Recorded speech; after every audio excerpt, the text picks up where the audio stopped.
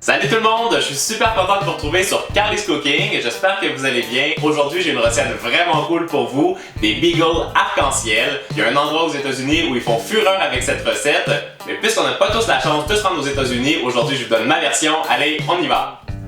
Voici ce qu'on va avoir besoin pour faire nos Beagles arc-en-ciel. De la farine, de l'eau tiède, du sucre cassonade ou du sucre brun, de la levure instantanée, une pincée de sel, 6 couleurs différentes. Moi, j'ai pris les couleurs de l'arc-en-ciel, mauve, jaune, vert, orange, rose et bleu. Si vous cherchez tous les ingrédients, c'est dans le descriptif en bas. Et un petit conseil, utilisez des colorants en gel parce que ça fonctionne beaucoup mieux. Maintenant, on peut commencer. Pour faire mes super donuts arc-en-ciel, je mets dans mon mélangeur l'eau, la cassonade, la levure instantanée, la farine et une pincée de sel avec un crochet pétrisseur et je laisse tourner jusqu'à ce que la préparation soit bien homogène.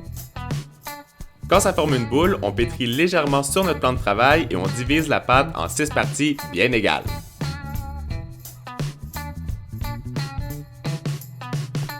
Ajoutez les colorants en gel et recommencez le pétrissage jusqu'à ce que la couleur soit bien répartie uniformément dans la pâte.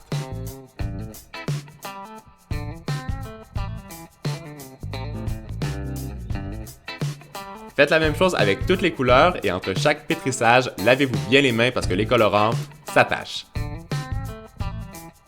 On couvre nos boules de pâte avec un torchon bien humide et on laisse pousser pendant une demi-heure. Pendant ce temps, je prépare la garniture sucrée de nos Beagles en mélangeant du fromage à la crème et du sucre glace avec un fouet.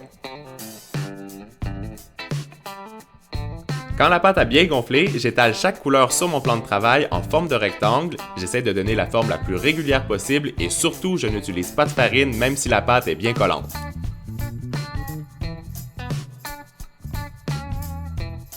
On superpose toutes les couleurs les unes sur les autres. Moi, j'ai mis en premier le bleu, le vert, le mauve et j'ai continué avec le rose, le jaune et le orange, mais mettez-les dans l'ordre que vous voulez. Pressez délicatement avec vos mains pour que chaque couche se colle les unes aux autres et on remet à pousser pour un autre 30 minutes avec un torchon humide. C'est le temps de donner la forme à nos Beagles. Coupez des lanières de pâte et formez un grand boudin sur le plan de travail.